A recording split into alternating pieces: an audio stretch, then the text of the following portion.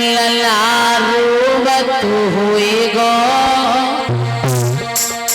Are भूको ललारूबत होएगो और जाने कहाँ सोवत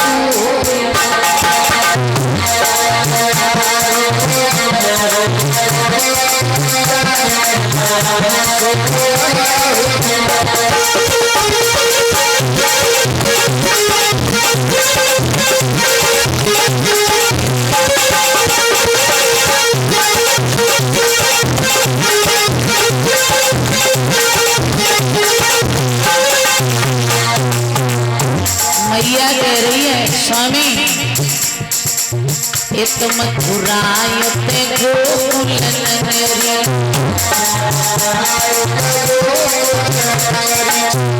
मथुरायते गोकुल नगरी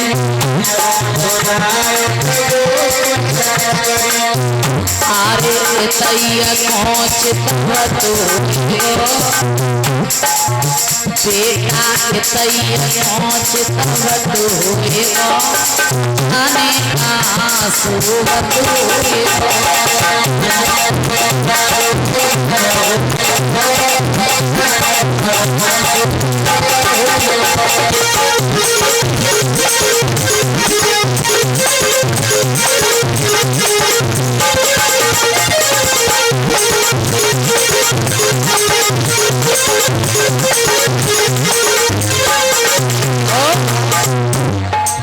जेल के बीच में रोवे देवकी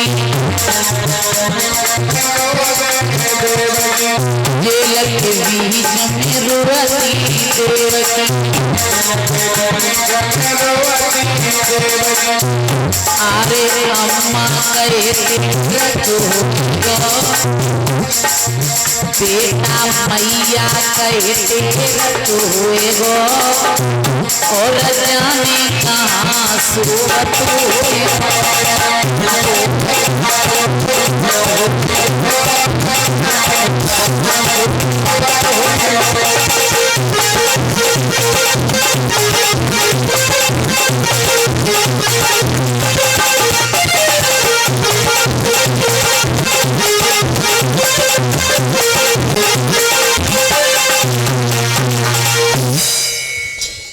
समझा रही है रानी रोना। इधर भोजराज कंस ने बड़े बड़े दैत्यों को भेजा, आकाशुर बकासुर को भेजा, पूतना को भेजा, लेकिन लौट करके कोई नहीं गया। कोई यही नहीं बताता है कन्हैया काला है कि गोरा है कि मोटा है कि पतला है कि छोटा है कि बड़ा है। नारद जी आए, नारद जी ने कहा भोजराज कंस जब जब हम आते थे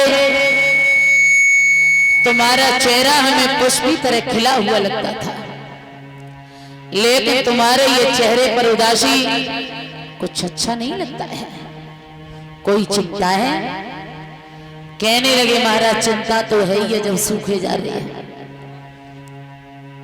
भाइयों इंसान को ये चिंता लग जाए ना तो चिंता ये बड़ी चिता सी है, नर को निर्जीव बनाती है, मरते को चिता जलाती हो, चिंता जीवित खाई जाती है। इंसान को अगर चिंता लग जाए तो रातों की नींद और दिन का चैन चला जाता है। तो जवाब दिया है नारद जी ने और भोजराज कंस कि हे कंस राज दिन दिन तेरी और क्यों दशा बदलती जाती है बसंत के ऋतु खिलने का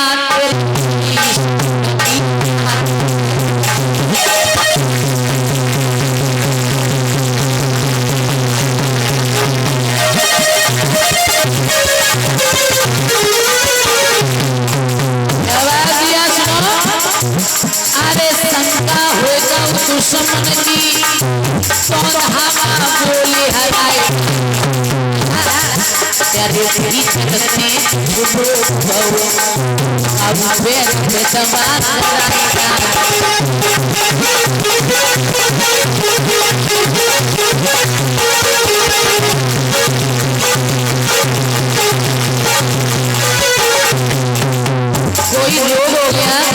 टेंशन घटते जा रहे हो। जवाब दिया है कंस ने, ओ नारद जी जैसे से भूल लग गया है कि वो मेरा कृष्ण पैदा हो गया है काल, उस दिन से रातों की नींद और दिन का चैन चला गया। नारद बोले क्या बंधन है मकरी के धागा का तुम करे ना जाना।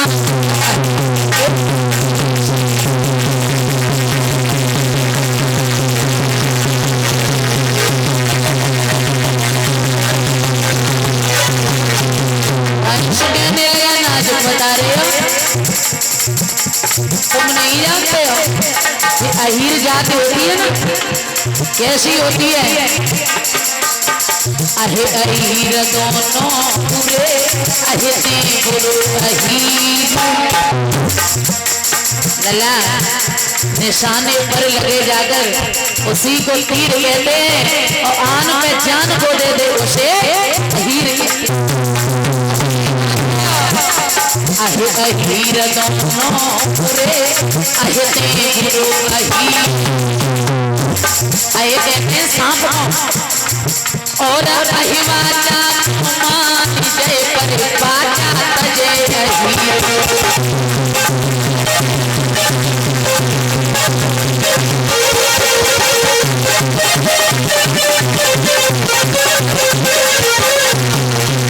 जवाब दिया है नहीं जानते हो, वो अहीर का छोरा मेरी नाक में दम किए बैठे।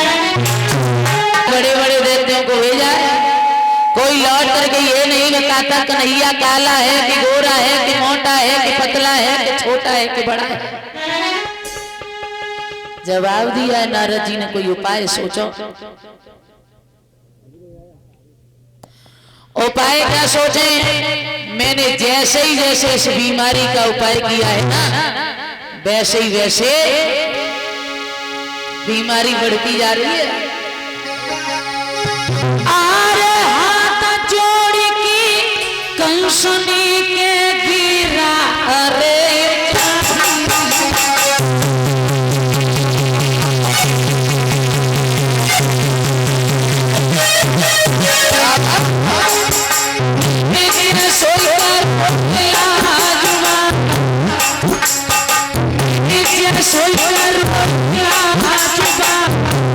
ऐसे बड़ी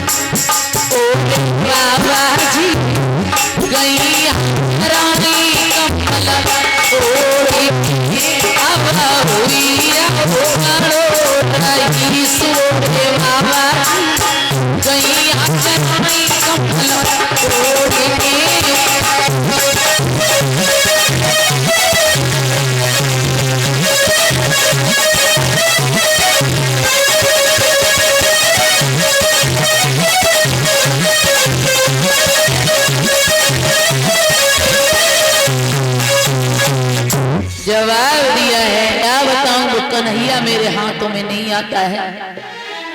नारद जी ने एक बात समझाई थी, कंस तुम ऐसा करो अपने यहाँ पर एक धनुष यज्ञ रखना, उस धनुष यज्ञ में एक पत्र लिख करके भिजवाना वृंदावन में कि मेरी धनुष यज्ञ में नीले कमल के पुष्प लेकर के कृष्ण और बलराम आए। तुम जानते हो कि नीले कमल के पुष्प काली दह में पाए जाते हैं। काली दह में कालिया नाग रहता है, पानी इतना जहरीला है कि कोई भी पशु पक्षी पीता है तो मर जाता है।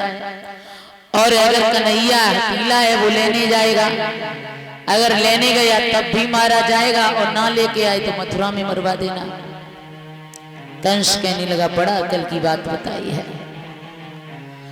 इधर जैसे ही भगवान कन्हैया को जब बड़े बड़े दैत्य जाने लगे, यशोदा मैया नंद बाबा ने गोकुल को छोड़ करके एक बहुत सुंदर नगर बसाया जिसका नाम वृंदावन पड़ा था। भक्तों, वृंदावन में कन्हैया चोरी किया करते थे, दूध दही घी माखन चुराया करते थे। गोपियां बड़ी परेशान थी। एक दिन की बात, गोपियां एकत्र तो होकर के पहुंची हैं। जवाब दियो है, मैया तेरा लाला बड़ा ही ढीठ है, मैया बहुत चोरी करता है, बड़े दुखी हैं। और बोली, आरी भयो नगर में सूरुरी काना माखन सूरुरी, माखन को मेरो माखन खाई है, तेरी बटनी है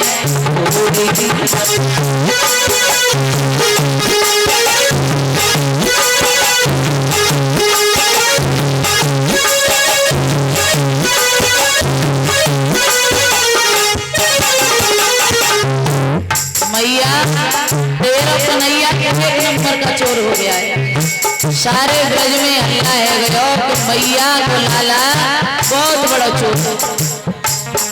और यो नगर में सूरुरी आना माखन सूरुरी, माखन को मेरो माखन खाई है, तेरी मटकी है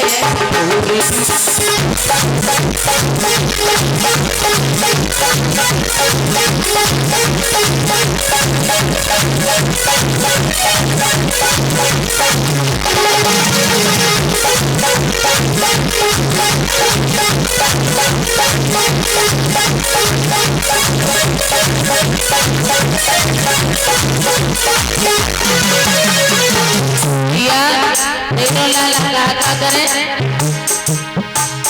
हे नहीं बेच गई गन्ना, मिलोगे है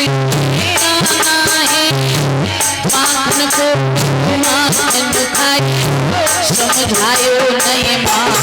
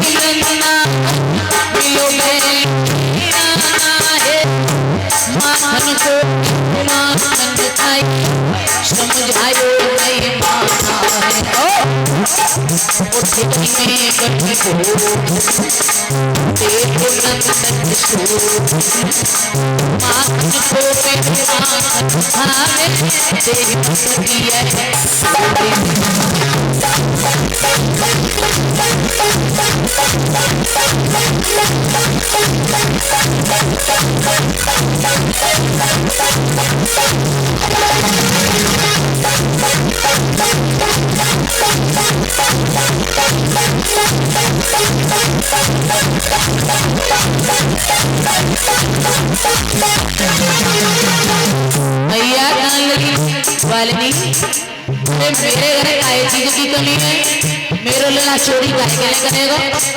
वाली कहने लगी, मैया सज जा, हम तो जी कहे कि माखन बेचना बंद कर दो। कैसे कर दे सुनो, हम गरीब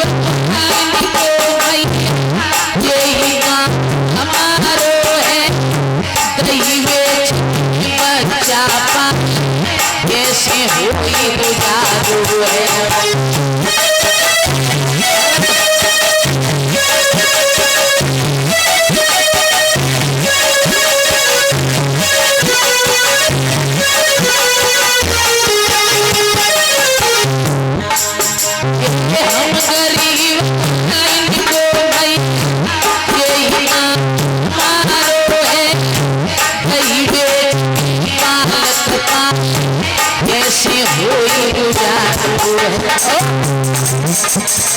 बहुत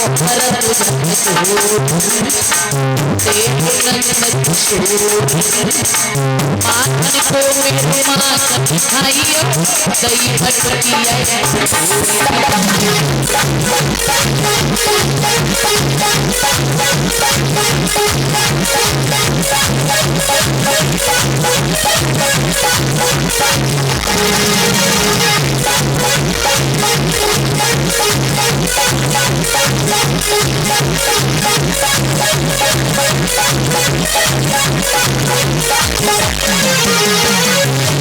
जवाब दियो है मैया, तेरा लाला बड़ा ठीक है गो मैया। मैया कहन लगी गोपी, जब तक तू पकड़ के नहीं लाएगी तब तक मैं मई और मटकुया छींके पर टंगी है। ग्वाल वालों ने कही भैया कैसे उतारे? जवाब दियो ऐसा करो, एक के ऊपर एक है जाओ, सबसे ऊपर हम हो जाएंगे, मटकुया को उतार लेंगे और एक दरवाजे पे ठाड़ो कर दो कि गोपी आ जाए तो बता दियो। और सबसे ऊपर कन्हैया, कन्हैया ने जैसे मटकुया को पकड़ा और तब तक वो गोपी आई, ग्वाल वालों ने चिल्लाया, तैसे वह हाथ से मटकुया छूट गई, धरती पे गिरी, फूट गई और आए के वह गोपी ने कलाई को पकड़ लिया। आज तू बचवे वालो नहीं, जब जब अकेला रानो लेके जाती तो तेरी अम्मा लगन नहीं देती कि मेरा लला चोरी करता नहीं है, लेकिन आज मैं तो संग ही लेके जाएंगे। कलाई को पकड़ा, कन्हैया सोचने लगे आज पहुंच गए तो मैया बिना मारे ना छोड़ेगी। कलाई पकड़ी, ग्वालिनी संग वाके संग संग ब्रज के लली लला। अब कन्हैया कहने लगे ग्वालिनी बहुत देर रह गई, जब कलाई को पकड़े और तू ऐसा करे मेरे दरवाजे पे बाबा मिलेंगे, तूने कपा मोह ढांके ले। गोपी ने घूंघट नीचा कर लिया, फिर चलने लगी। कन्हैया कहने लगे गोपी मेरी ये कलाई में बड़ा तेज दर्द है रहा है, तू ये कलाई को छोड़े के दूसरी कलाई पकड़ ले तो गोपी ने जैसे ही कलाई को छोड़ो और दूसरी पकड़नी चाहिए तब बाने बाई के लला को हाथ, कन्हैया ने बाई के हाथ हम पकड़ाया, आगे चले गए। सबसे पहले मैया के पास पहुंचे।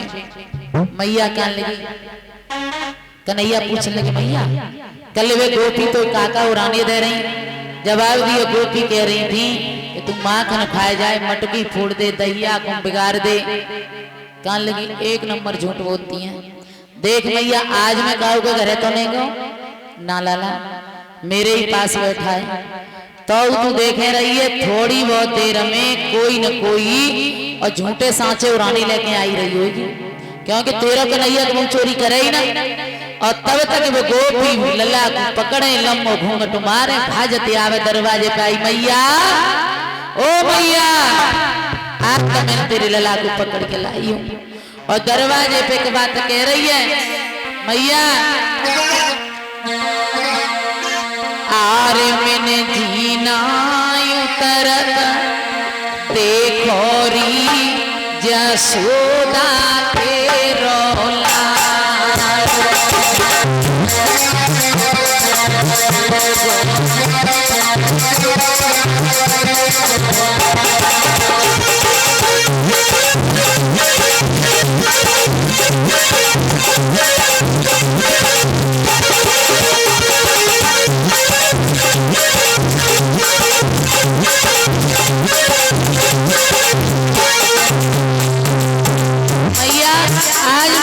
झूठ ना बोली, आज तो मैं तेरे ले जाके पकड़ के लाई हूँ, कहा करो जाने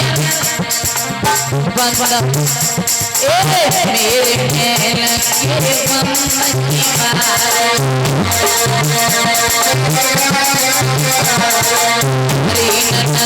के तेरे पीछे मारे मेरे खेल के मारे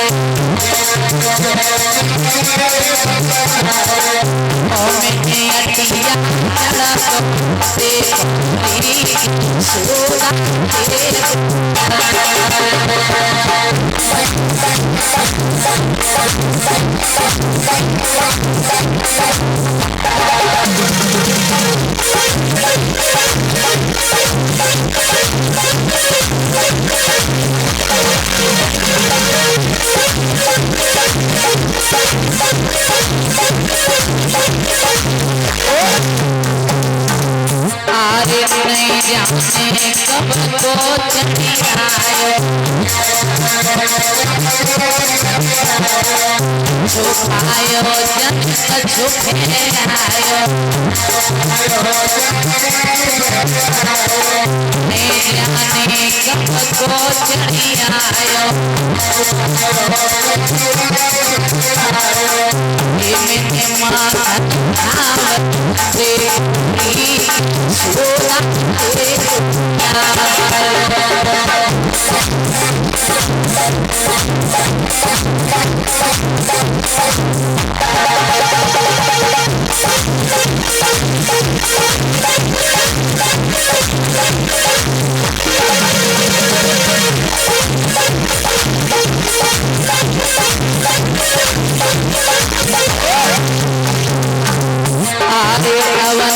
गुजर होती जाकर जमे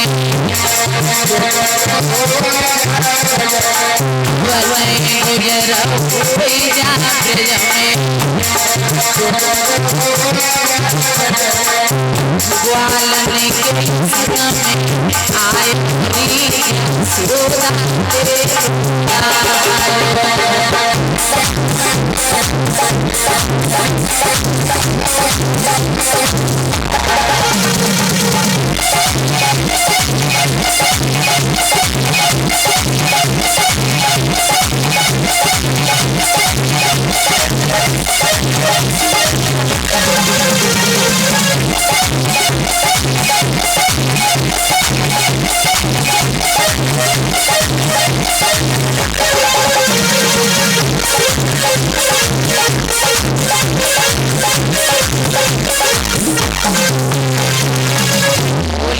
पास तो गेंद है नहीं है, गेंद दामा के पास है, अगर तुम्हें दे देता हूं।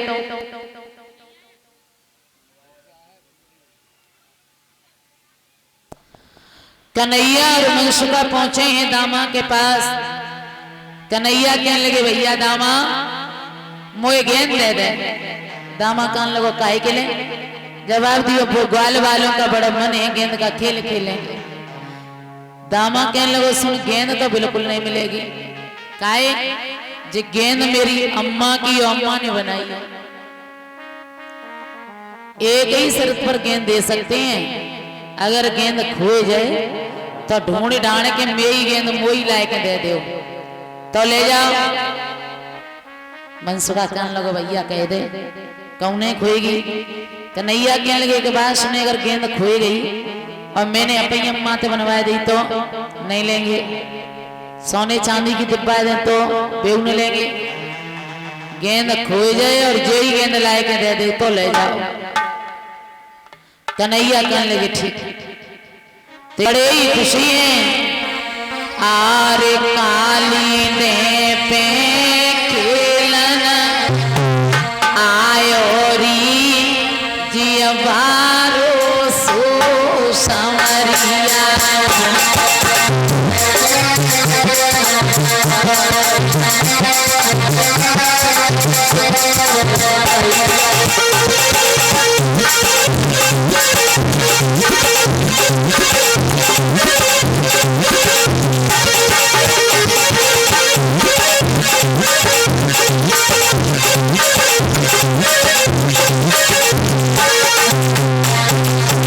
चले मेरे मुरली मनोहरा बड़े सुंदर लग रहे हैं। काली ने पेलन आयो री यशोदा के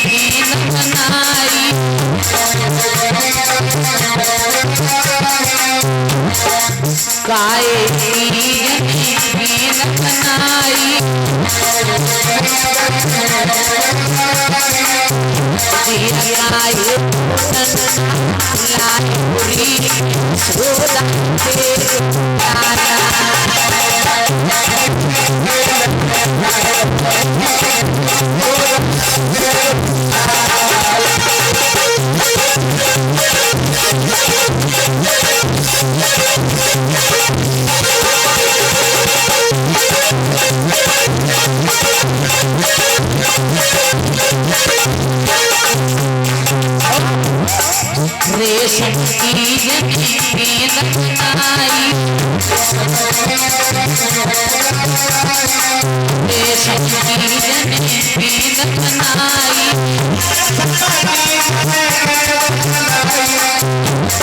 चंदन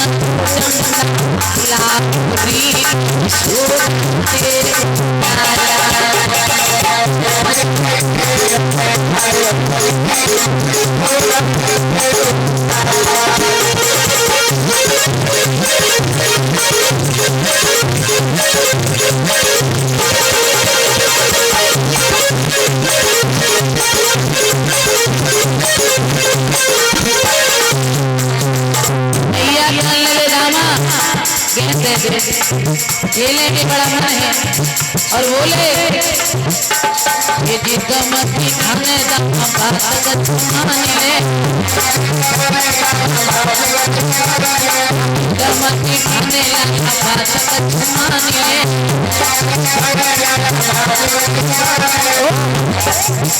बेचारे शाम बात में गंदा ले लो हाथ में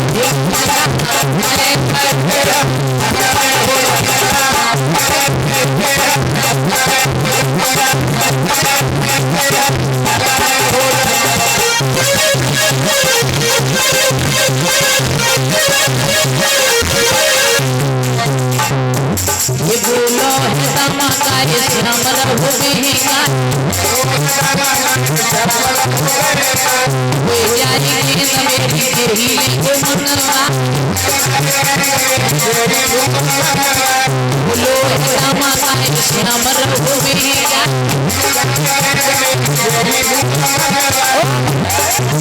समझाए रे श्याम बानी में गंगा ले ले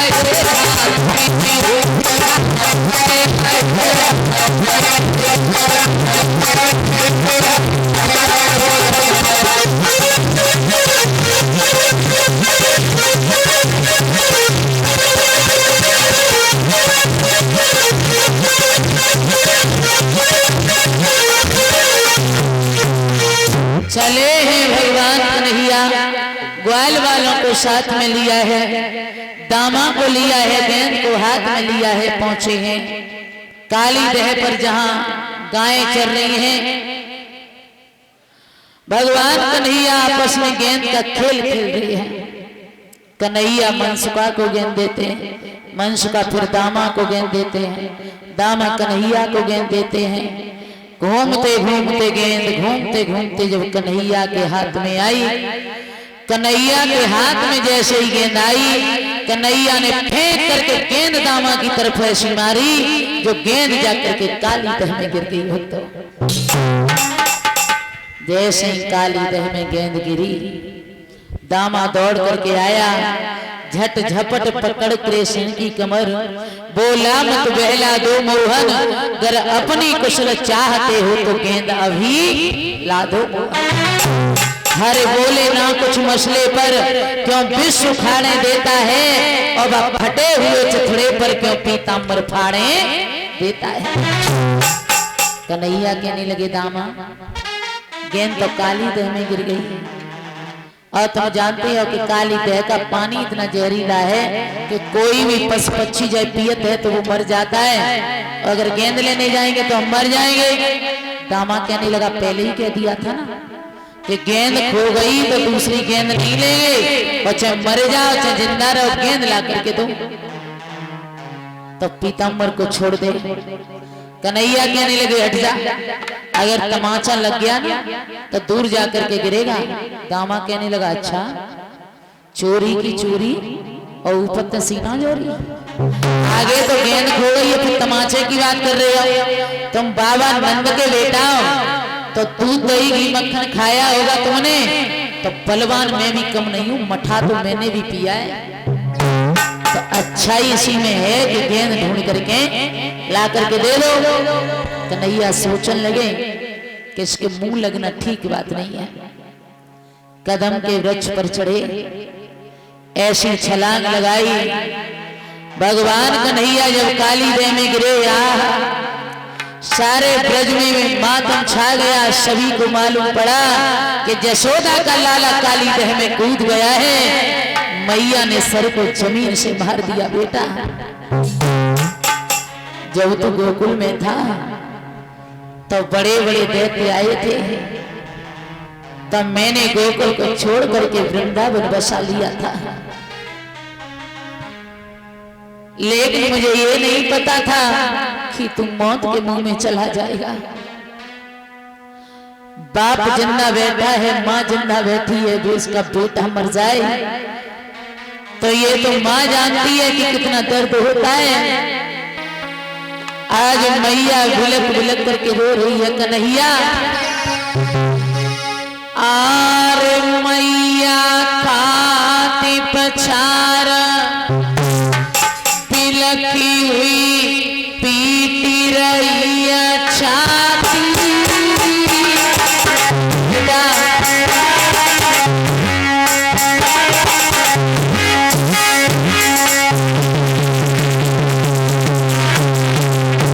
रो रही है यशोदा, लाला मैं जी नहीं पाऊंगी तेरे बगैर, क्योंकि मैंने बुढ़ापे में तुझे देख पाया, मेरा तू जीवन का एक सहारा था। आगे पे खाती पछार पिघलोई पीट रही छाती, मेरो देह में कूदो लला मैं जग नहीं होला, मेरो देह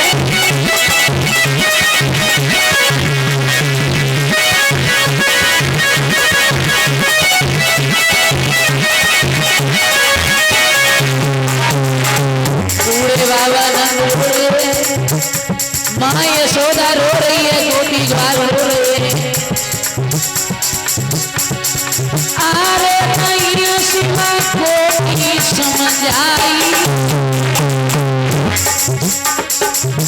बेटा रुकियो भाइयो कंठ सांस कब रुकी रुकी की आई।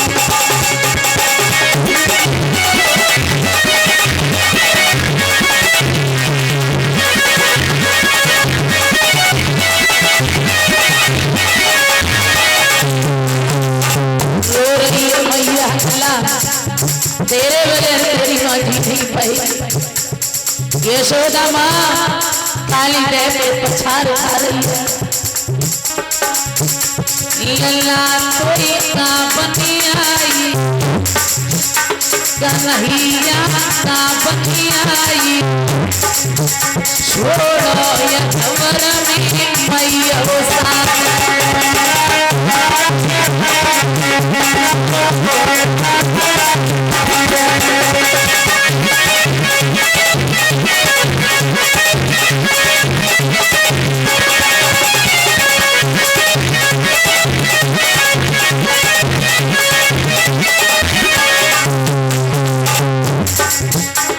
कोई रहे बाबा के खाड़े,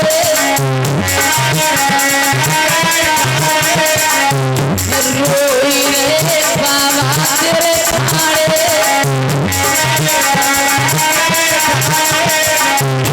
तो भाई पे गए गाड़े,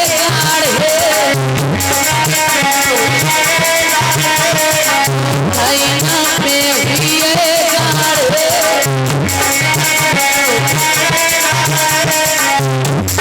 आरे लाख का बनियाई, श्याम कोई का बनियाई, छोड़े चलो बेटा मोरी।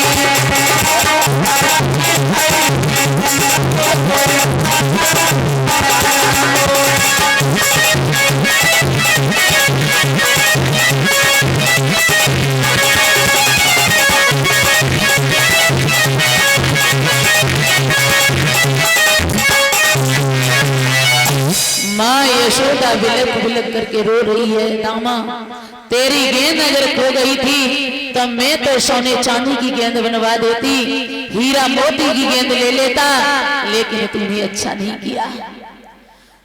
सभी गोपी बाल समझा रहे हैं, रोना।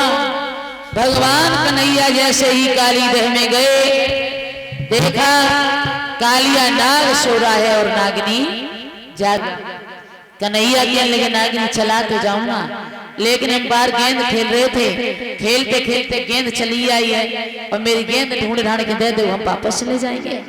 नागिनी कहने लगी लला तेरी गेंद मेरे पति के फन के पास पड़ी है और गेंद उठाने गई तो मेरे पति जाग जाएंगे, और अगर जाग गए तो तुम मेरे पति को नहीं जानते हो, तुम्हें जिंदा नहीं जाने देंगे, इसलिए लाला चले जाओ।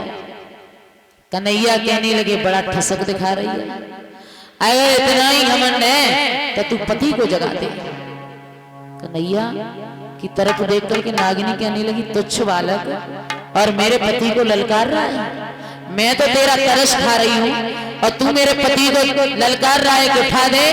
तो नागिनी पति को जगाने लगी। कन्हैया ने क्या किया भक्तों के डूबा ले गो कन्हैया, ऐसे मेरे श्याम के डूबा ले गो कन्हैया और हिलो पानी रे डूबा ले गो कन्हैया।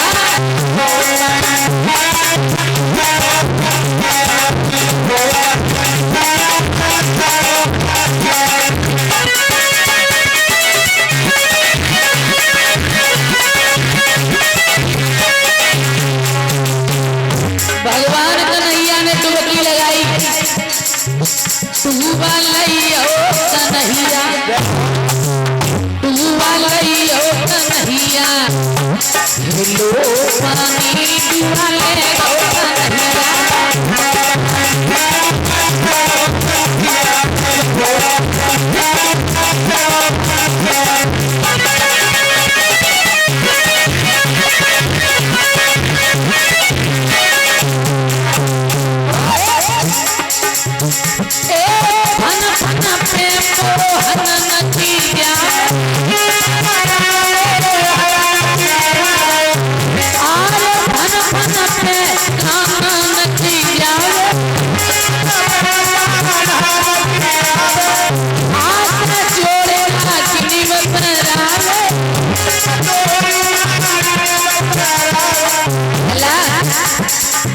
माफ कर दे कन्हैया,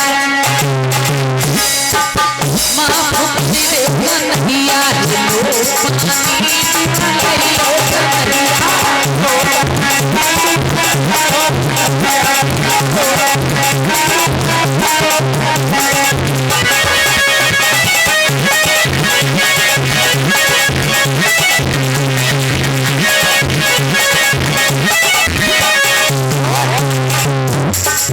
जो कुछ गलती वही पिया, जो कुछ गलती वही पिया,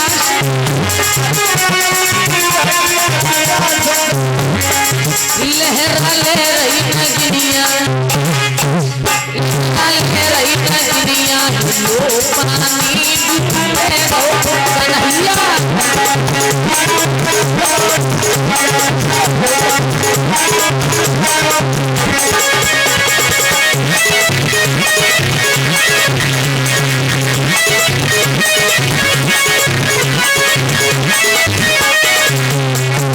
नागिनी रो रही है महाराज,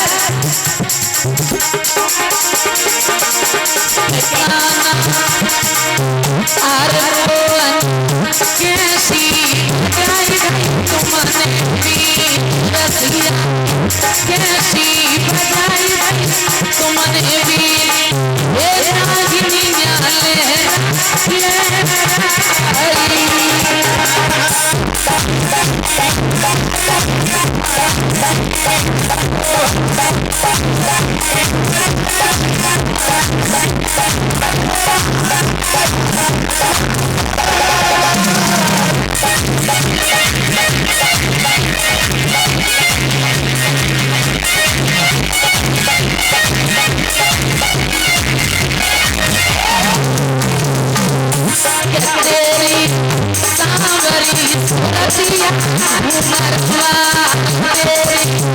सांवरी सूरतिया घूमरवा दुनिया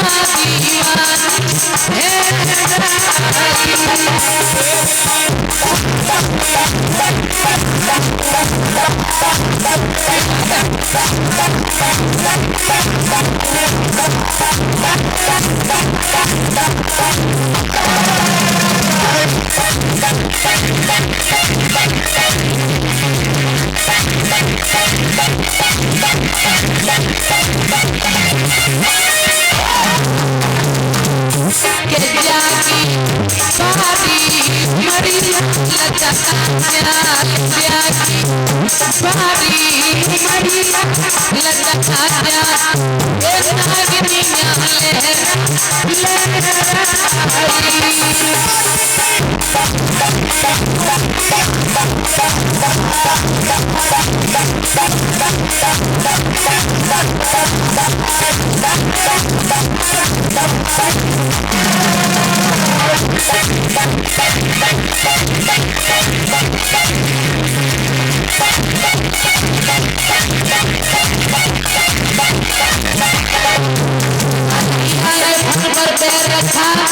धीमे से दबाया, कालिया नाक को नाप लिया। बहुत छोटे हैं मेरे श्याम, कन्हैया सांवरिया कन्हैया नागनाथी ले आए, कन्हैया नागनाथी ले आए।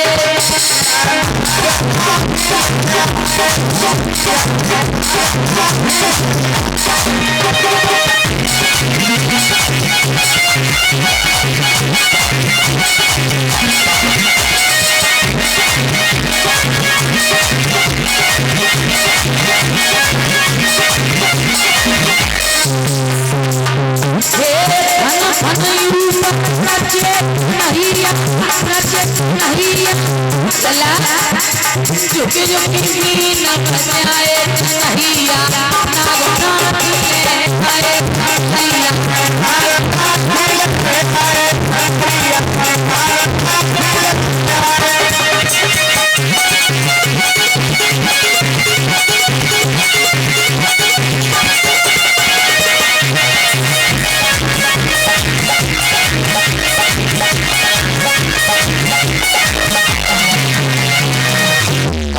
मोटा इतना गर्म किया, कालिया नाग की हड्डी पसली सरसरा गई। फन पर पैर रखा, धीमे से दबाया, कालिया नाग को नाथ लिया। बोलिए लाल की, वृंदावन के हरिलाल की। कालिया नाग को नाथा तो पैरों में गिर गया। प्रभु मुझे ये पता नहीं था कि आप हो, आप हमें क्षमा कर दो। कन्हैया ने तो बात कही थी, तुम्हारे रहते रहते यहाँ का पानी इतना जहरीला हो गया है, कोई भी पशु पक्षी से पीता है तो वो मर जाता है। तुम ऐसा करो, ये काली देह को छोड़ करके चले जाओ। आज कालिया नाग कहने लगा, हम कहाँ जाएंगे? अगर काली देह से बाहर गए तो हमें गरुड़ देवता जिंदा नहीं छोड़ेंगे। तो कन्हैया ने कहा, भ्रमण द्वीप के लिए चले जाओ, तुम्हारे सर पर मेरे पैरों के निशान हैं, तुम्हें गरुड़ देवता नहीं खाएंगे। आज भक्त तो कालिया नाग नागनियों के साथ में रमण द्वीप के लिए चला गया। नीले कमल के पुष्प लेकर के भगवान कन्हैया बाहर निकले। बोलिए गोविंद भगवान की, आनंद कंद भगवान की।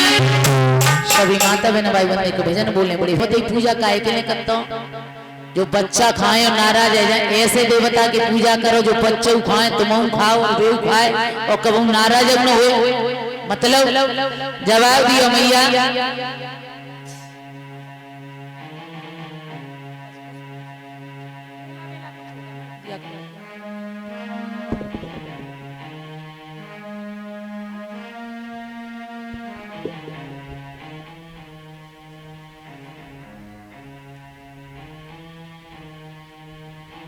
ये हमें हर्ष सम्मान कर रहे हैं। हर्ष राधा रानी ने आगे बढ़ाए रखे, धर्म के रास्ते पर चले।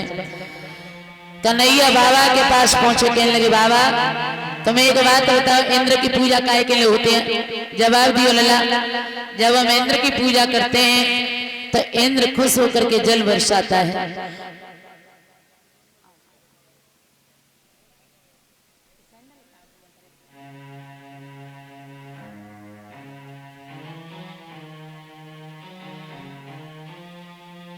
हमें हर्ष सम्मान कर रहे हैं राम भरत जी, राधा रानी में आगे बढ़ाए रखे।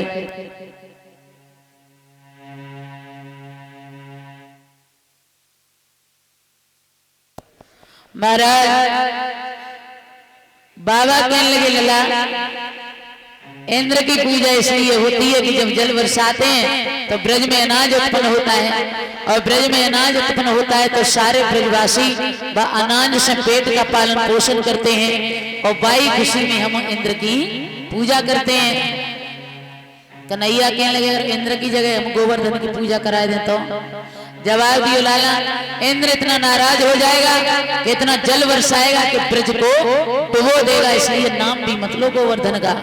कन्हैया कहने लगे तुम बाकी चिंता हम पे छोड़ दो। सबको कन्हैया समझा रहे हैं, आरे ब्रज में बहु आनंद मगन भये शिवई नर नारी।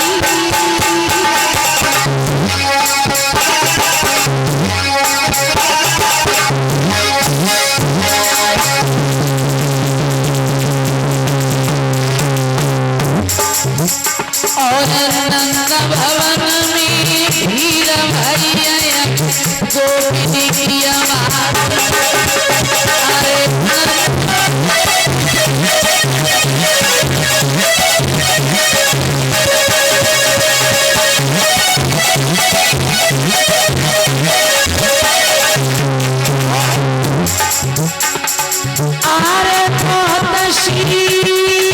श्यामा बनवारी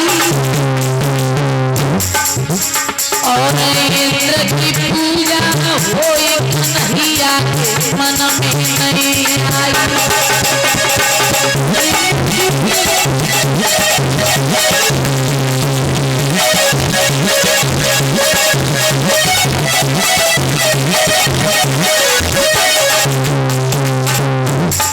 आरे पूजन गिरवत कियो, आरे पूजन गिरवत कियो, श्रीवादों की आदि रात जन्म आदि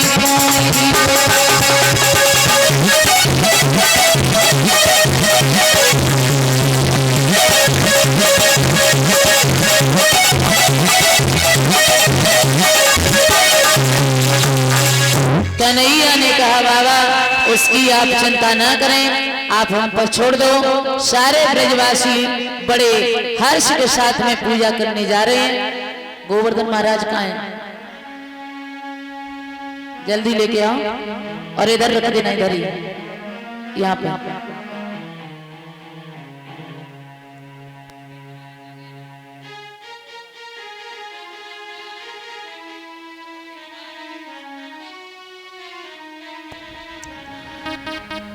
सभी गोवर्धन की पूजा करने जा रहे हैं। सबसे पहले यज्ञपति महाराज और परीक्षित महाराज जी उठेंगे, गोवर्धन की पूजा करेंगे, भेंट करेंगे।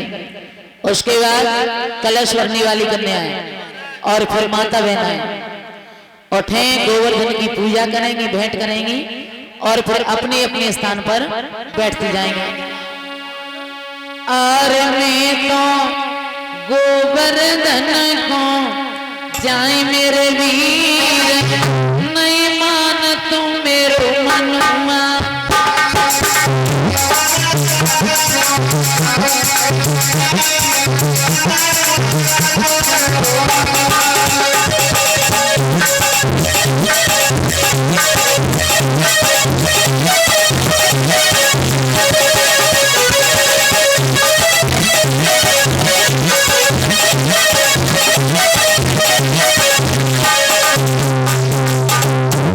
सबसे पहले यज्ञपति महाराज, ओ यज्ञपति महाराज, यज्ञपति महाराज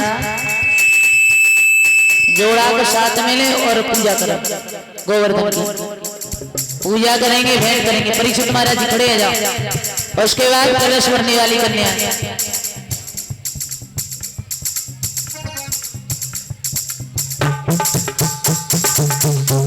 और माता बहनाएं गोवर्धन की पूजा करेंगी, भेंट करेंगी। उसके बाद अपने अपने स्थान पर बैठ जाएंगे।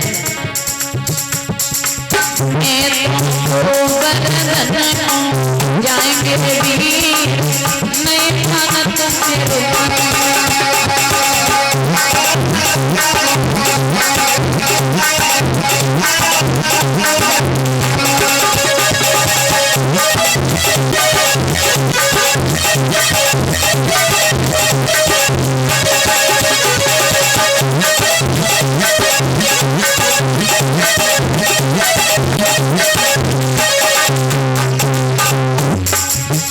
सात शेर की करी रहिया,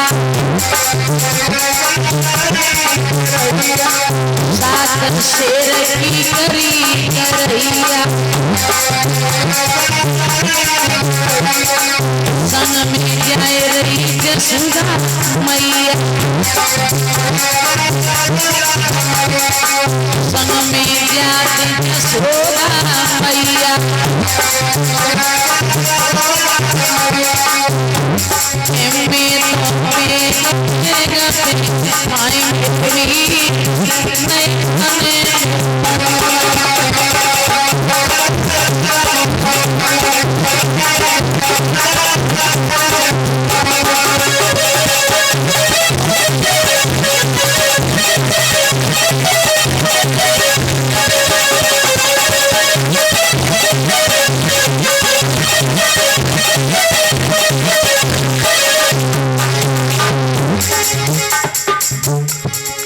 तुम खीर पुआ फूल लेके ना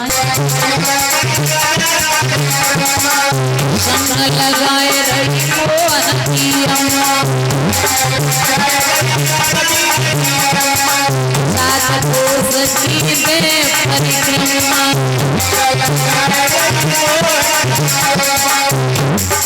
में तो राधा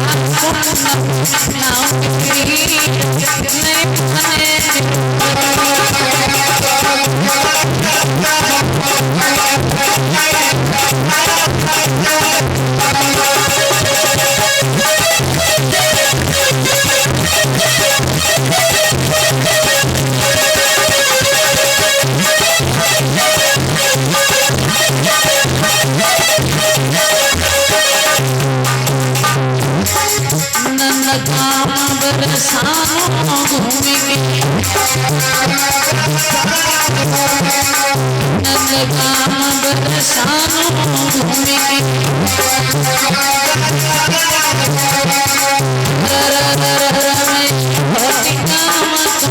आओ मेरे वीर नहीं माने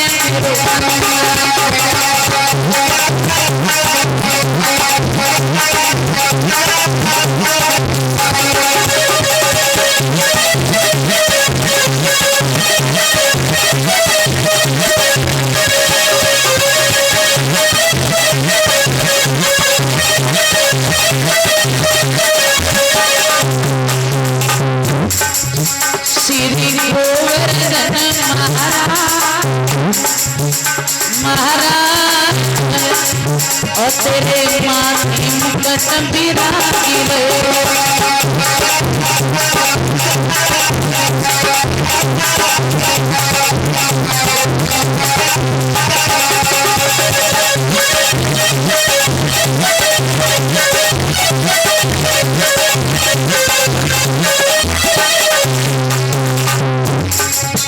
तोते पान चने तो फूल चने, तोते पान चने तो फूल चने, और चने दूध की हाँ तेरे माथे मुकट बिरागी गए,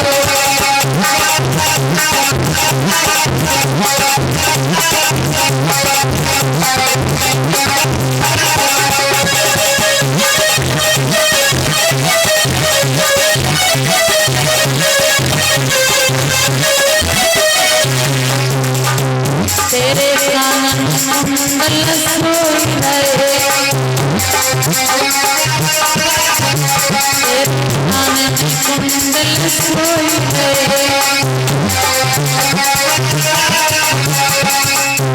तेरी घोड़ी में ही डाला आला, तेरे माथे मुकट बिरागी गए,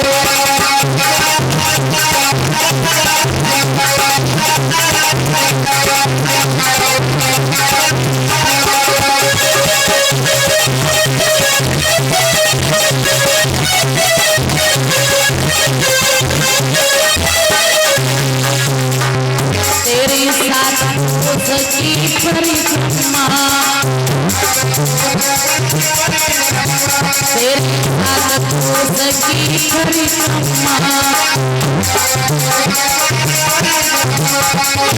मेरे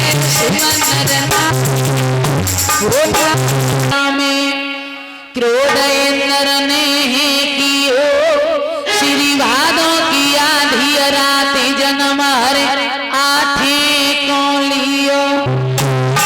आज भक्तों भगवान कन्हैया ने एक रूप धारण किया, एक से पूजा करवा रहे हैं और एक से खुद पूज रहे हैं। आज भक्तों जैसे ही मेघमालाओं को इंद्र ने आदेश दिया जाओ और जाकर के उस ब्रज पर कहर बन करके बरस पड़ो, इतनी बरसात कर दो कि ब्रज डूब जाना चाहिए।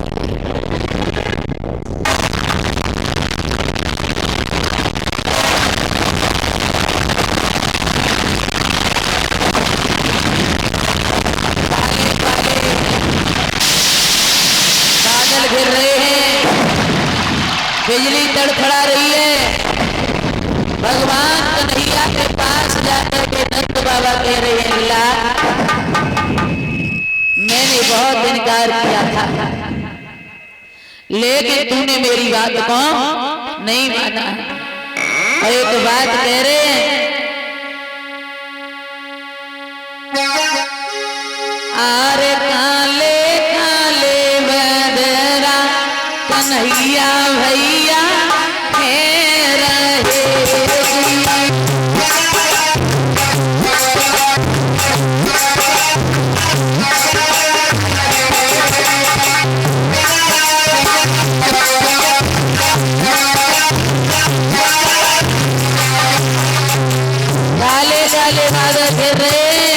काली काली घटाएं छुप रही हैं।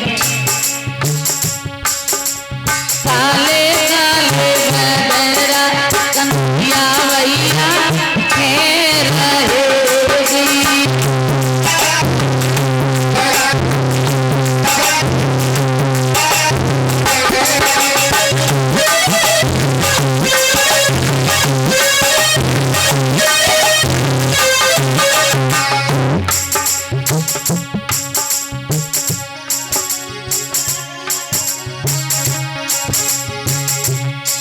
अरे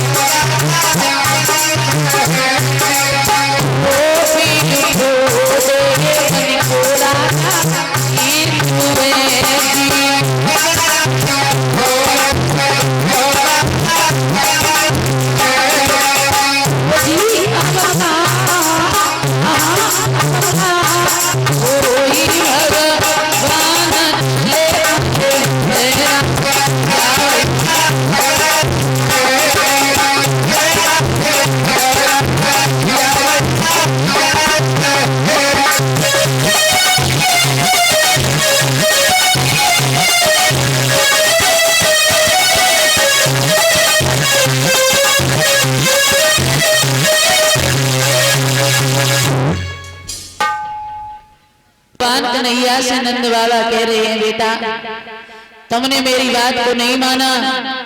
मैंने कहा था कि मैं इंद्र की पूजा होने दो, लेकिन तुमने मेरी बात नहीं सुनी।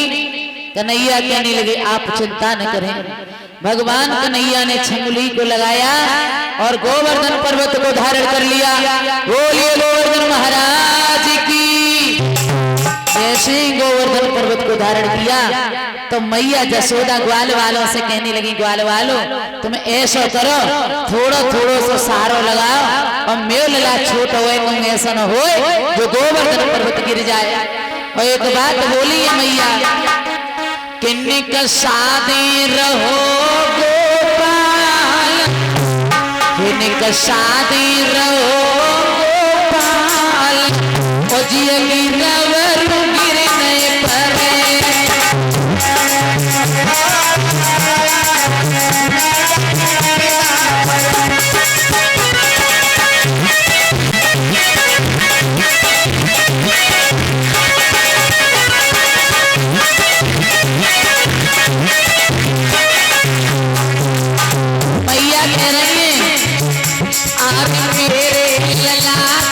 छोटी छोटी मैया मेरे कन्हैया की छोटी छोटी मैया,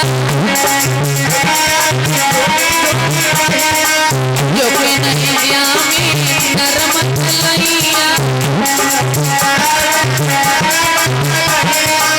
नैया में नरम कलैया।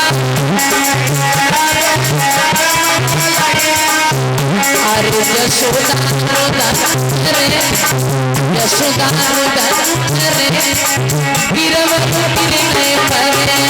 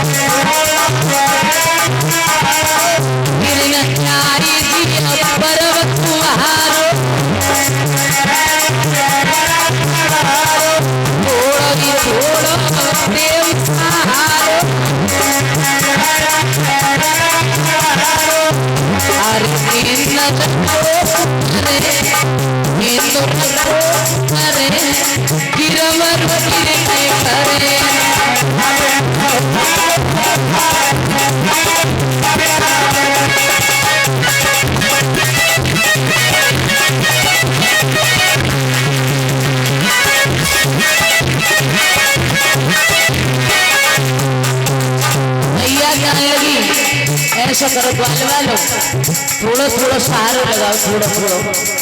तो ग्वाल वाल कहने लगे मैया तू की सोच रही होगी कि एक तो भारी पर्वत को तोलो मेरे कन्हैया ही धारण करे, लाठी डंडा तो हम लगाए, आधो वजन तो हम डांटे।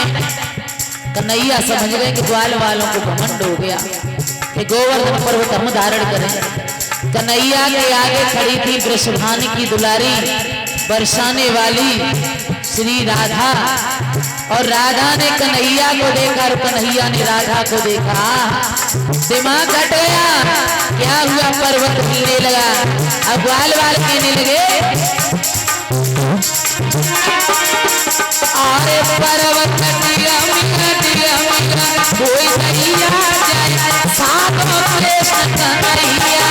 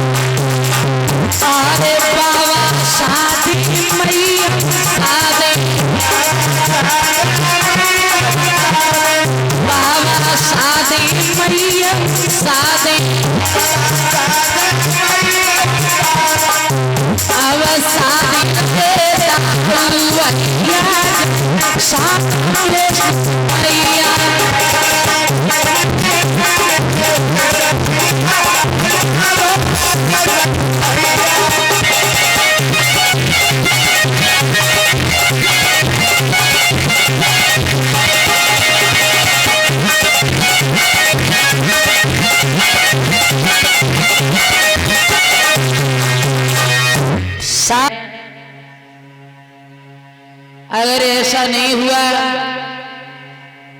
तो मैं सारे अहीरों को अपनी मथुरा की जेल में बंद कर दूंगा। पत्र में लिख दिया, पत्र लिख करके भेज दिया अक्रूर जी को भुगतो। अक्रूर जी पत्र लेकर के आए। माता बहना शांति बनाए रखें, बात नहीं करते कथा में।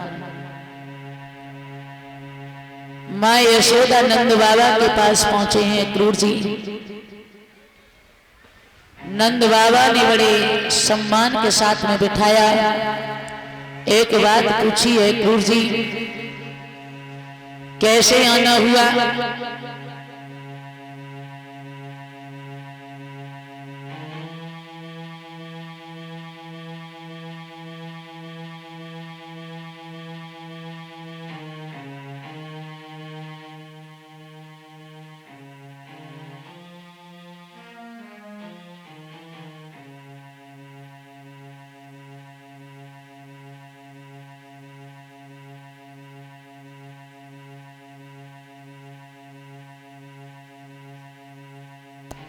ये हार सम्मान कर रहे ऋषि। और हमारे पास हार आया है विनय यादव, जिला महासचिव छात्र सभा, पता ठार मेवाराम। और एक हार आया है रोहित यादव ऋषि, इनकी तरफ से जो रामवृक्ष भैया के सुपुत्र हैं, ठार पीपल।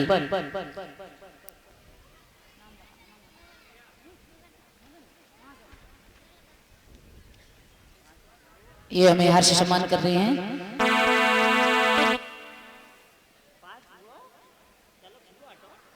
लगाए लो क्या नाम बताऊं मगन?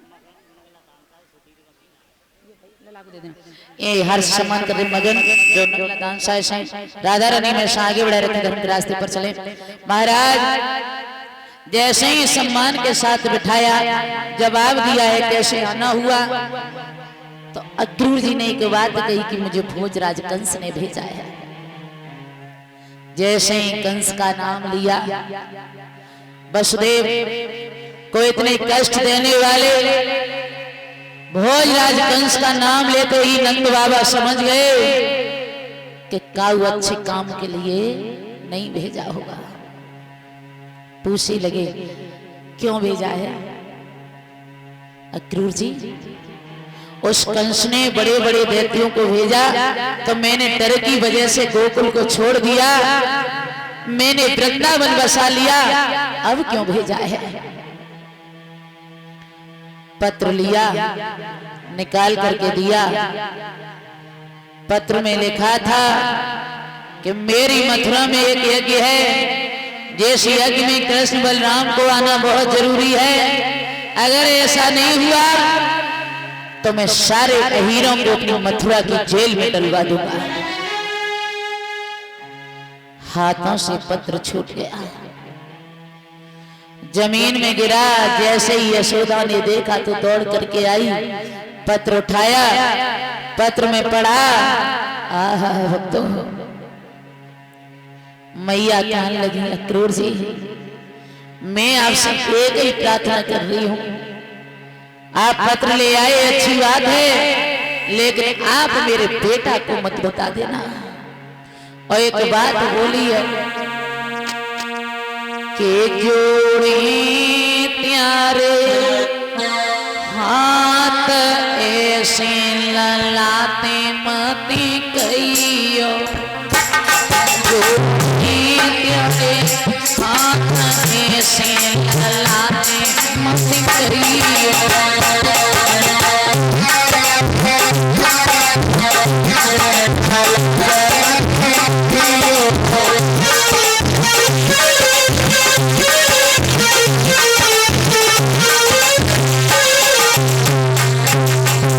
यशोदा रो रही है, अक्रूर जी मेरे कन्हैया की आदत नहीं जानते हो तुम, वो बड़ा हठीला है।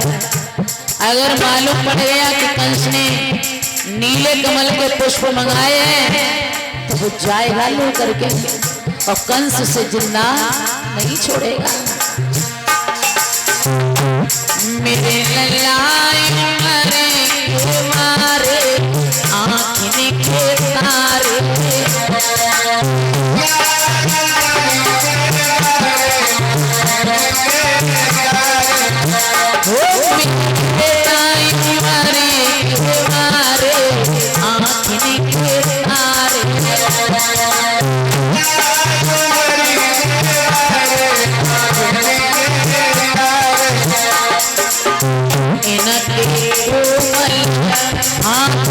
ऐसे लाते मत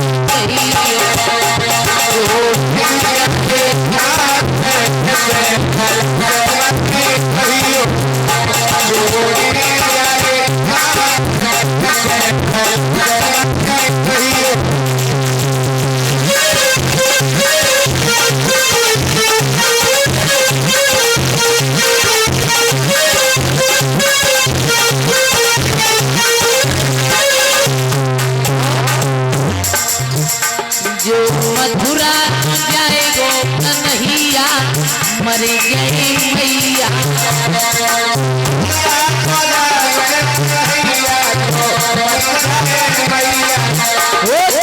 मथुरा को जाएगो कन्हैया मर जाएगी मैया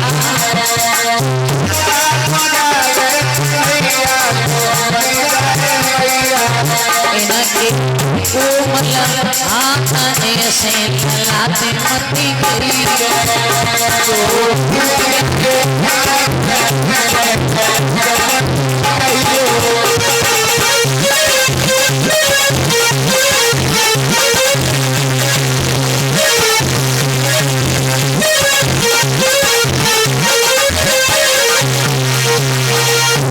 रो रही है माँ।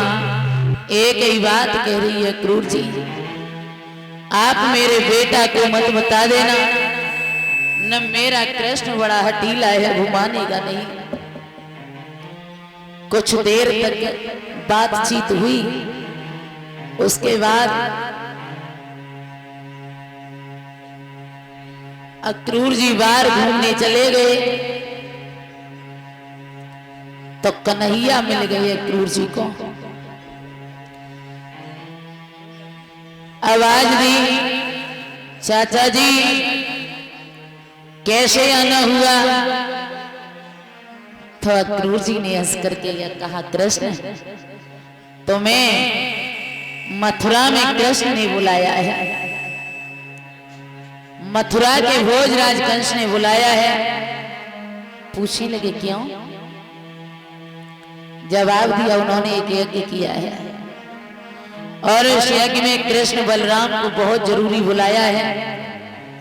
अगर नीले कमल के पुष्प लेकर के नहीं गए तब वो सारे हीरों को मथुरा की जेल में डाल देगा, इसलिए जाना बहुत जरूरी है।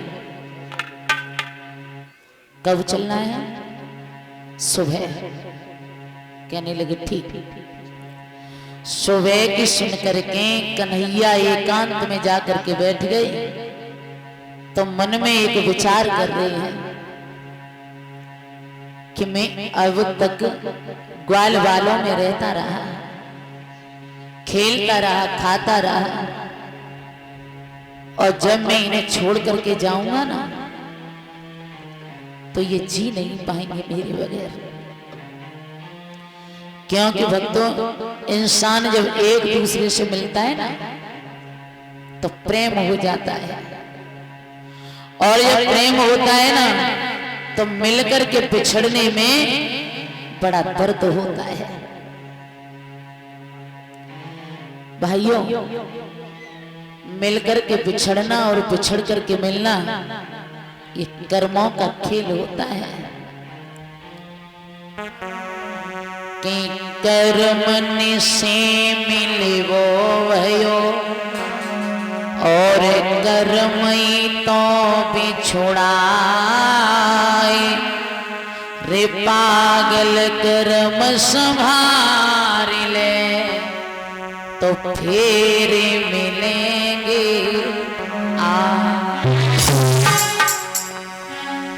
ये जो मिलना होता है ना, ये मिलकर के बिछड़ना बड़ा दर्द देता है भक्तों। और जब दर्द होता है ना कृष्ण सोच रहे हैं कि वो ग्वाल वाल कैसे जी पाएंगे मेरे बगैर। फिर मन में विचार आया कि ग्वाल वालों को तो चलो समझा दूंगा,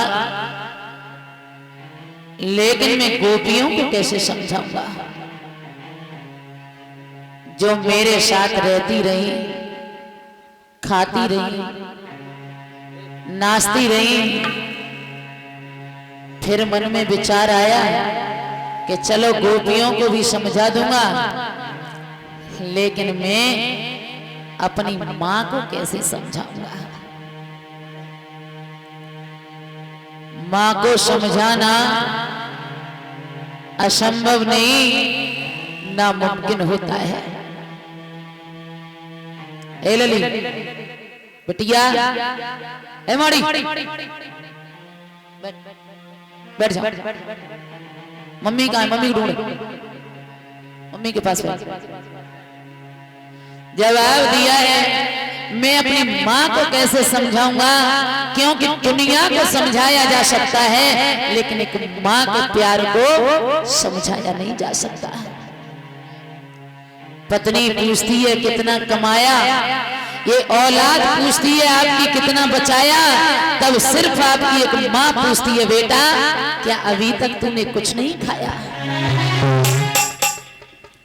जब बेटा परदेश चला जाए ना नौकरी करने को, बहुत दिनों के बाद घर आने को फोन करेगा, तब पत्नी को पूछेगा सुनो मैं कल घर आ रहा हूं, मैं क्या लेकर के आऊं। तो पत्नी बता देगी ये नहीं रहा, वो नहीं रहा, ये लाना है, वो लाना है। बच्चों को पूछेगा, बच्चे बता देंगे, बहन बता देगी, भैया बता देगा। लेकिन जब फोन माँ के कान पर जाएगा ना, तब बेटा पूछेगा माँ मैं कल सुबह सुबह घर आ रहा हूं, मैं तेरे लिए क्या लाऊं। तो मैया एक ही बात कहेगी बेटा तुम मेरे लिए कुछ मत लाना, तू ये बता तू कल क्या खाएगा, मैं तेरे लिए क्या बनाऊं।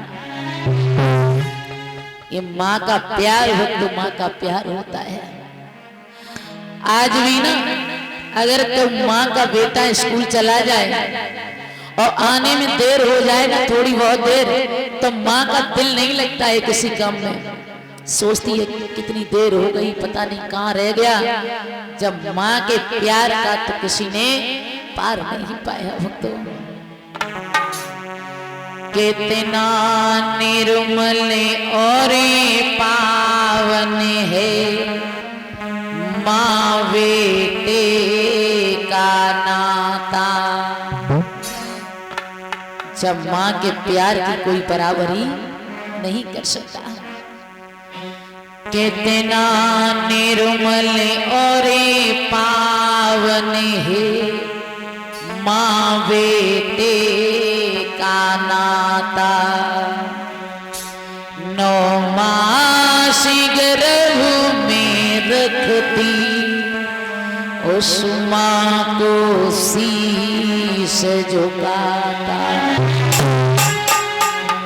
इस माँ के बराबर दुनिया में कोई प्यार करने वाला नहीं है। सारे रिश्ते अगर जब माँ के पीछे टूट जाएं तो टूट जाने देना। अगर कोई रिश्ता माँ की वजह से दूर हो रहा है तो हो जाने देना, लेकिन अपने माँ को कभी ना भूलना कि हर बात को तुम भूलो परे, माँ बाप को मती भूलना।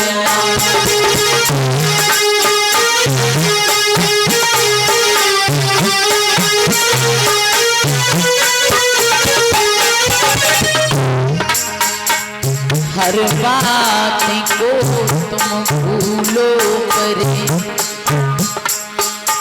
माँ बाप को मती भूलना।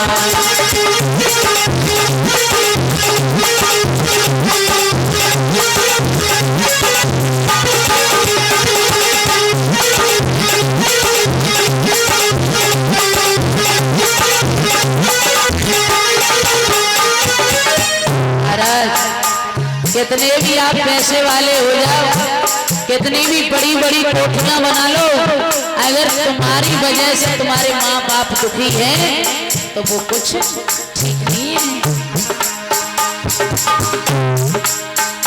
तूने लाख कमाई है दौलती, वो तूने कोठी अजब बनाई है।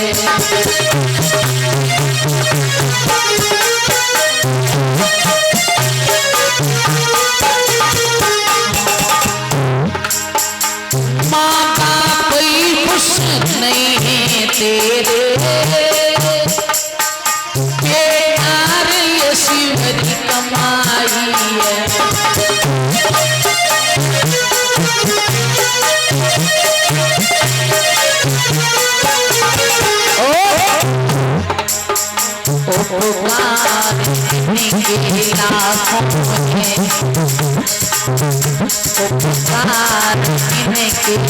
लाखों में उपकार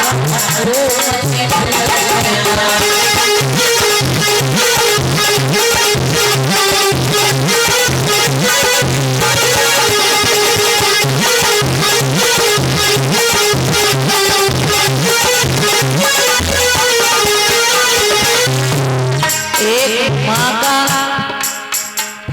प्यार, एक माँ जानती है बेटा चाहे लाख पाँव में धर करके झुलाए, लेकिन माँ बाप का कर्ज जीवन में अदा नहीं कर सकता।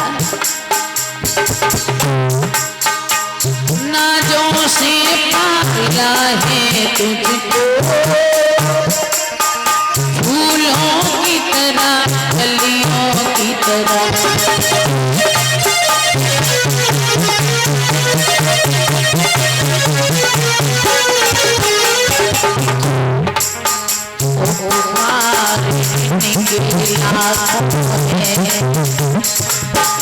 उपकार इनके लाखों में उपकार को मत भूलना।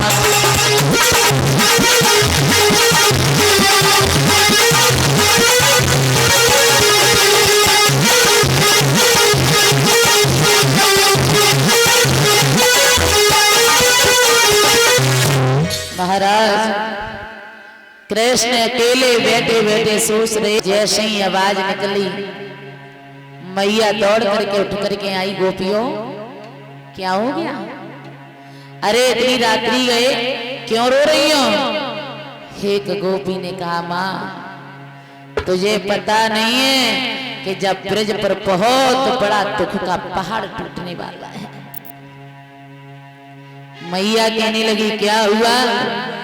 तो एक गोपी बोली है, माँ कि श्याम सकारे जाएंगे और उन्हें न मरेंगे रोई, वेदना ऐसी रहने करे सुभोर कवना हो।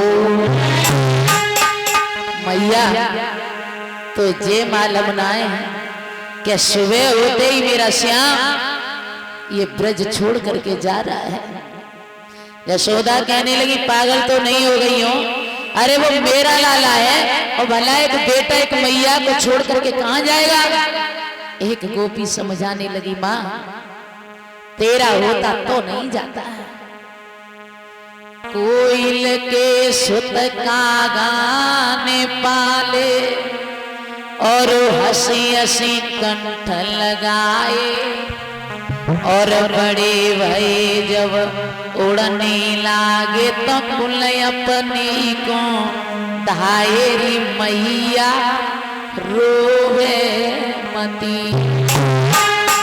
माँ जब कोयल का बच्चा छोटा होता है ना तो कौए के घोंसले में रख जाती है, कौआ बड़ा प्यार करता है, और जब वो बच्चा बड़ा हो जाता है कोयल की तरफ चला जाता है और कौआ हाथ मलता रह जाता है। माँ देवकी को लाला जसोदा ने पालो, जिया हंसी हंसी गले लगाओ, जिया बड़ो बहू जब चलने लागो तो कुलय अपने को तहाओरी मैया रोइए मती। माँ कृष्ण तेरा नहीं है। आपस में बात हो रही थी तब तक कन्हैया आए। कन्हैया ने माँ के पैरों को झुक करके छुआ, आंखों से आंसू निकल करके माँ के पैरों में गिरे तो मैया समझ गई कि मेरो लला जा रहा है, उठा करके कलेजे से लगाया, कहने लगी लाला ये गोपियां कह रही हैं कि तू मुझे छोड़ करके जा रहा है, ये कह दे कि ये गलत कह रही हैं, भला तू मेरा है और मुझे छोड़ करके कहां जाएगा।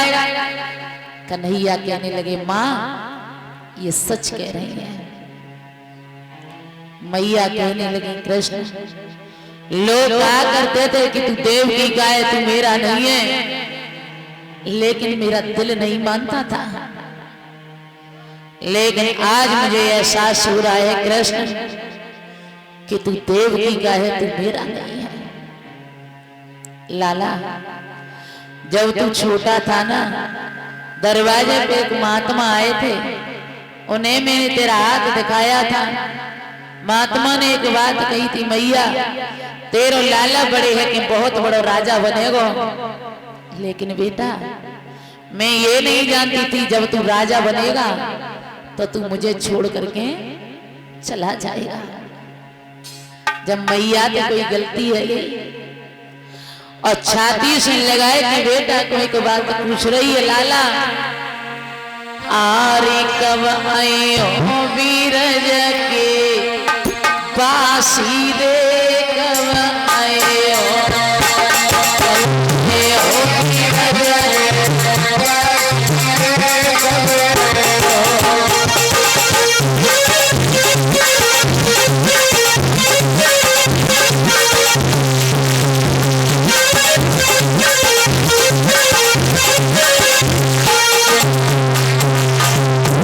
मैया कह रही है बेटा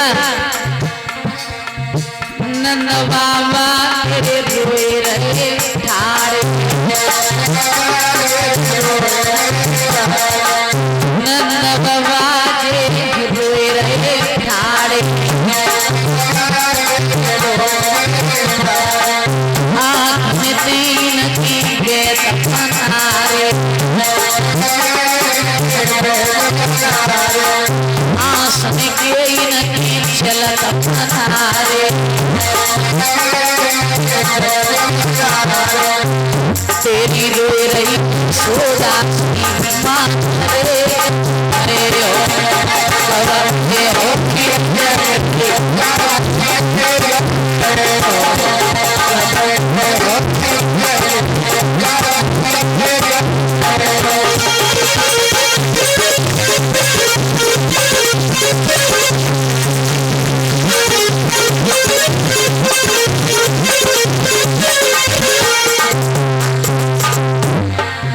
बछड़ा रोई रही गैया,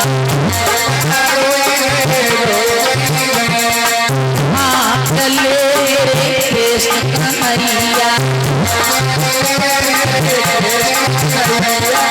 बछड़ा रोई रही गैया, अब सवई खड़े उदास रे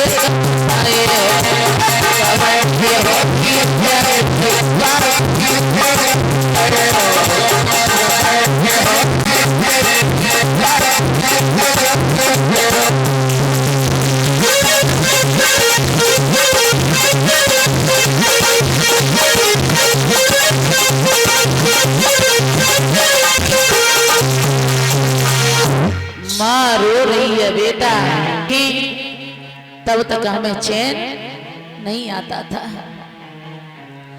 कन्हैया ने कहा था गोपियों मैं सच कह के जा रहा हूं, आज जा रहा हूं, कल मामा का यज्ञ देखूंगा, परसों लौट जाऊंगा। चले हैं कन्हैया रथ में सवार हुए, तो जैसे ही कन्हैया सवार हुए कि गोपी को चक्कर सा आने लगा, तब गोपी ने ये समझा कहीं ऐसा न हो जो कन्हैया के प्रेम में मेरे प्राण चले जाएं। तब गोपी व ब्रज के कागाओं से एक निवेदन कर रही है, ब्रज के कागाओ, अगर मैं मर भी जाऊं ना तो एक बात का ध्यान रखना,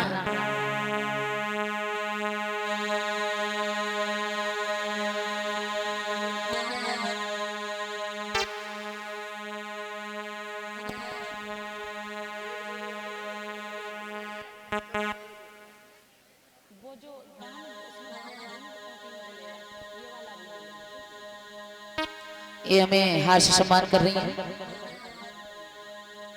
और 101 पेशेंट कहने लगे भैया धोबी ये सर पर क्या है? जवाब दिया कपड़ा, हमें दे दे पैरवे के लिए ना। ये धोबी कौन था? और तुमने इतने सामने आ जाओ तो सही रहे, ठीक नहीं लगता है। आसपास जिसे काम हो ना, जो बैठे लेकिन वे यही बैठेंगे और कोई खड़ा नहीं होगा। मेरा निवेदन है आपसे, कथा बैठ करके सुनी जाती है, सामने बैठ जाइए। महाराज ये धोबी था परीक्षित महाराज जी। ये कौन था?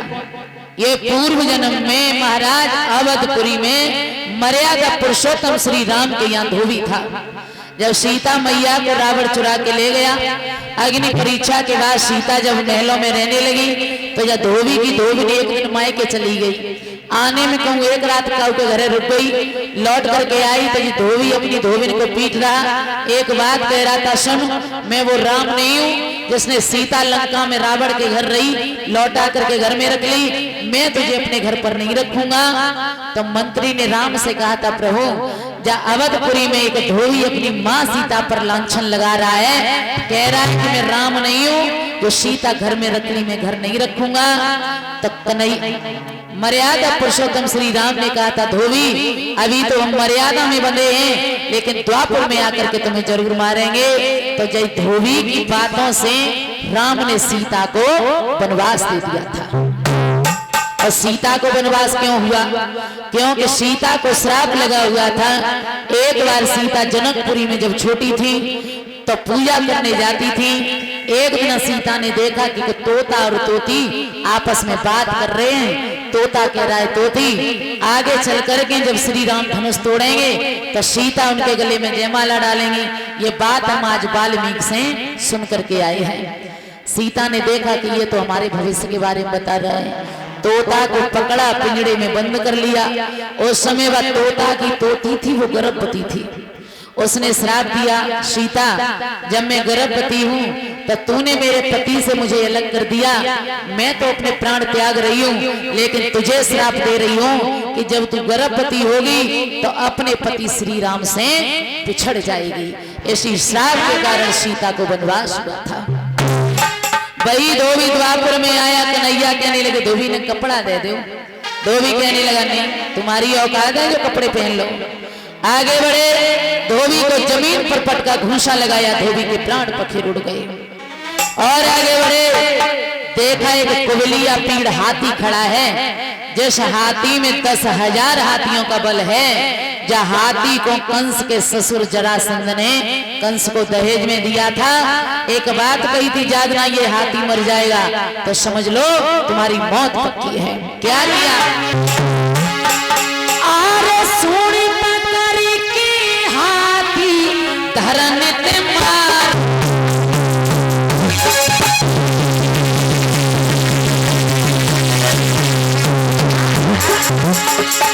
पीरो जमीन जाई करेगा की रात।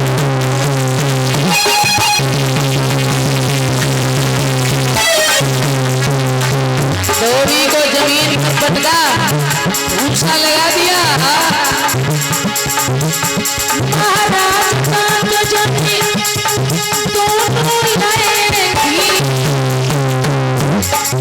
जाए भौंकी दे पेट में, जाए भौंकी दे पेट में। हाथी अखियों गवरती, जाए भौंकी दे पेट में।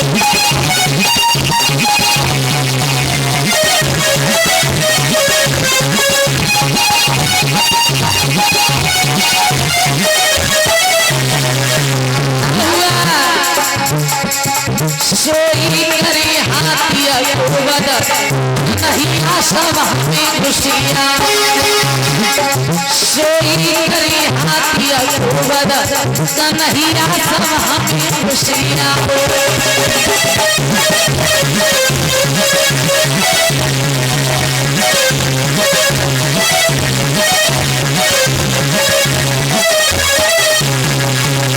जमीन पर पटका हाथी के प्राण पखेर उड़ गए और आगे बढ़े।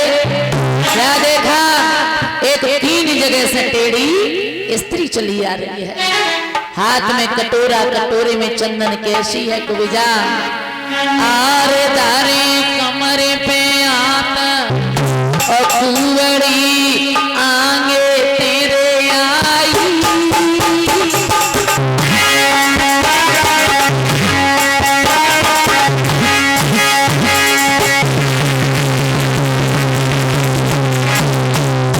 बड़े कन्हैया आरे धारे कन्हैया पे हाथ कुंवरी आगे तेरे आई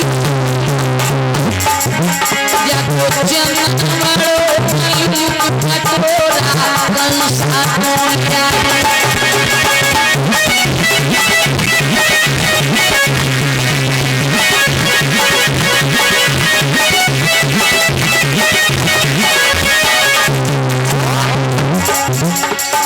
आरे कुंवरी कंसई की चेरी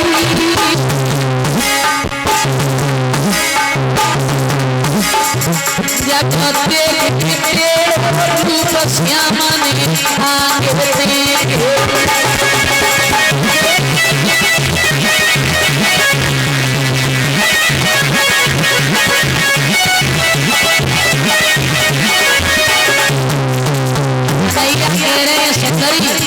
मेरा तिलक लगाए दे मनसुबा कान लगा हो रे जके आंखें के छुए चने में चबई जाए और सुंदरी बताए रहे किया ज्ञान लेके सुंदरी तिलक कर तो भैया माथे तक पहुंच नहीं रही है क्या किया आरे घरों आए पे पाँव हाथ में जोड़ी गए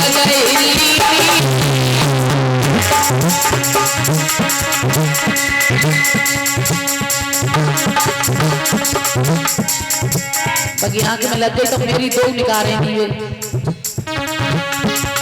दारो पाए पे पाँव हाथ में थोड़ी गई और झटका दिए भी जहाँ सीधी करी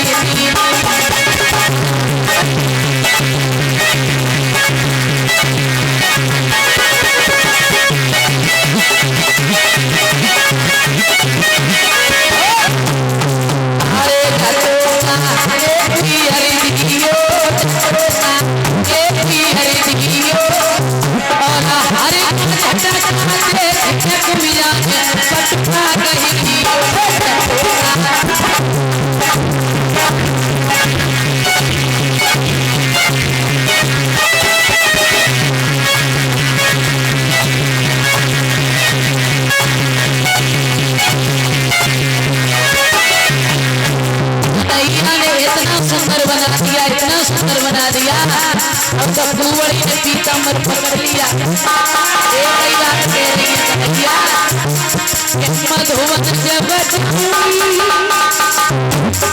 मधुवन जब और कोई संग ले जाऊंगी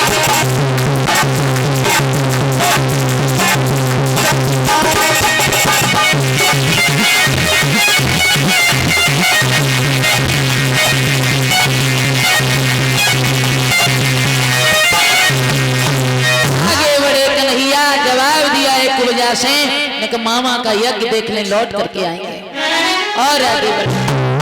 जैसे ही देखा अखाड़ा लगा हुआ है बड़े बड़े मल्ल खड़े हैं बुला रहे हैं ओरे बाबा नंद के छोरा ताकत है तो हमसे युद्ध करा। नंद बाबा कहने लगे ओरे अक्रूर मैंने बहुत इनकार किया था कि मेरे बेटा को न ले जाओ आज नंद बाबा रो रहे हैं आर रो बताई बाबा नंद और लला मेरे अवई उमरी के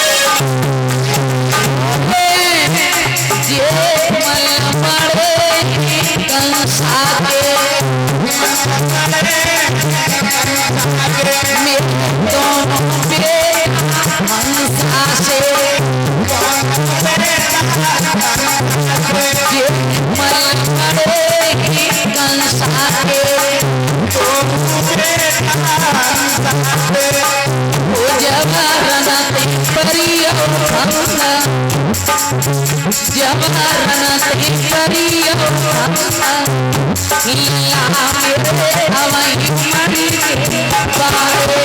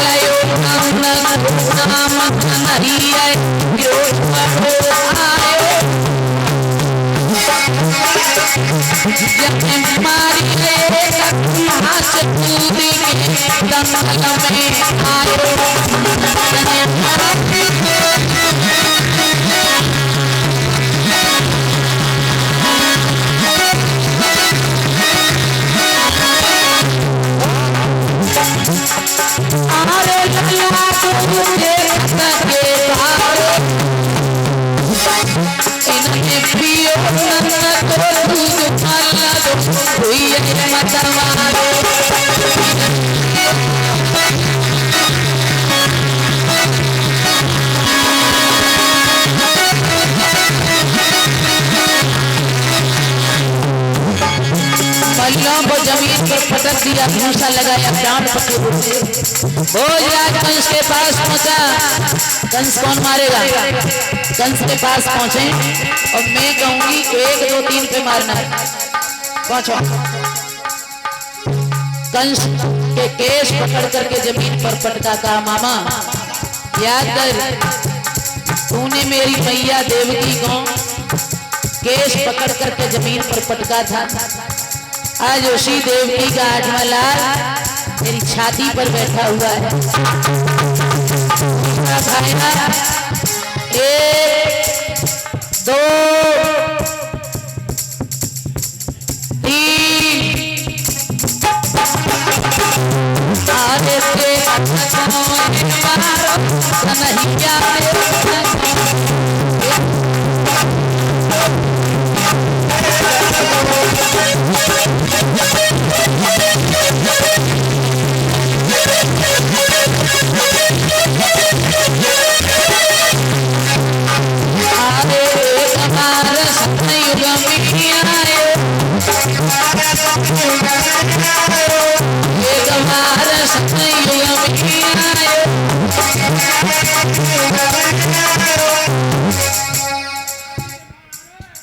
कहीं तुम ही काम करो 300 लोगों क्या रुपया में छोड़ेंगे बताओ? रुपया नहीं 1100-2100।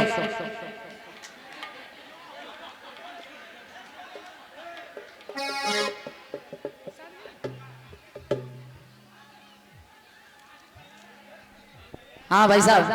अरे एक बार त्रेता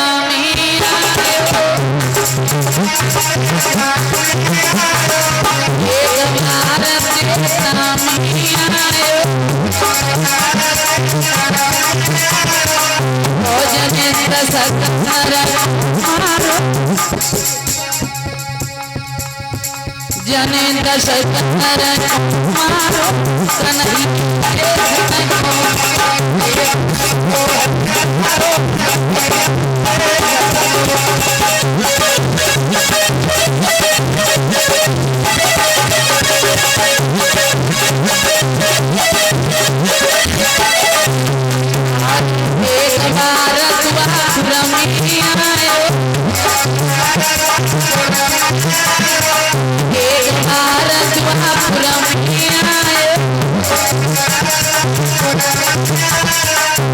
जन मामा